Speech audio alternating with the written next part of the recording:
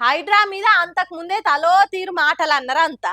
High court కూడా serious అయ్యి రంగనాథ్నే రప్పున కొలువులకెళ్ళి వీకేసేయండ్రి అని చెప్పేవరకల్లా ప్రతిపక్షాలకు పంచులేస్తందుకు ఇంకింత సందు దొరికినట్టు అయింది. దాంతో ఈటెల సార్ బయటికి వచ్చి గిదేం హైడ్రా, ఎవరు అడిగిన వ్యవస్థ, ఎవరికి ఫాయిదా అనుకుంటా పాయింట్ టు పాయింట్ ఆడుచుకున్నాడు ఇట్లా.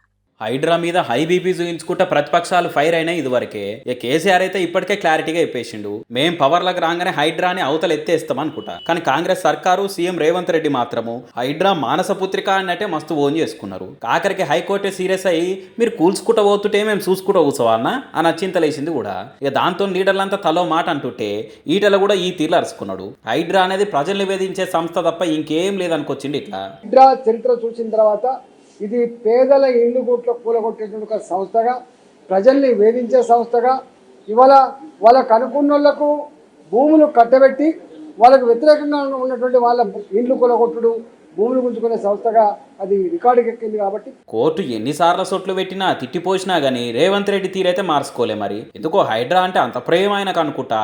గారు అమితమైన ప్రేమ హైడ్రా మీదనే కాదు, అమితమైన ప్రేమ రంగనాథ్ మీద కూడా చూపించింది. కాబట్టి ఇవాళ రంగనాథ్ కూడా ఎవరు తప్పడతలేరు, హైడ్రా సంస్థ గురించి మాట్లాడతలేరు. ఇదంతా రేవంత్ రెడ్డి గారు చేయిస్తున్నది మాత్రం బయట ప్రచారం అవుతా ఉంది. మరి హైడ్రా మొత్తం పేదరిల్లు కూల్చి పబ్లిక్ నే కళ్ళనీళ్ళు పెట్టించిందని అంటారు. సరే, హైడ్రా చేయంగా మంచి జరిగినట్టు ఏం అనిపించలేదా సారు మీకని అడిగితే? ఇప్పుడు అక్కడక్కడ ఆక్యుపై చేయబడినటువంటి పార్కులు కొంత కాపాడొచ్చింది కానీ హైడ్రా 90% మాత్రం ఈ హైడ్రా అనగానే భయపడే పరిస్థితి వచ్చింది. ఇవాళ ఎక్కడికి వచ్చిందంటే హైదరాబాద్లో ఏ అపార్ట్మెంట్ కొనుక్కోవాలన్నా, హైదరాబాద్లో ఎక్కడైనా గేటెడ్ కమ్యూనిటీలో కానీ ఇలా హైదరాబాద్లో కట్టిన ఇల్లు కొనుక్కోవాలంటే హైడ్రా పర్మిషన్ ఉందా అని చెప్పి అడిగే పరిస్థితి వచ్చింది. హైడ్రా అన్ని సంస్థల కంటే ఒక సుప్రీం సంస్థగా, అది రెవెన్యూ డిపార్ట్మెంటు, అది మున్సిపల్ అడ్మినిస్ట్రేషన్ డిపార్ట్మెంటు, అది హోమ్ డిపార్ట్మెంటు, ఏ డిపార్ట్మెంట్ కూడా వాటిని నియంత్రించే పరిస్థితి లేదు. చివరికి కోర్టులు కూడా దాన్ని నియంత్రించలేకపోయినాయి.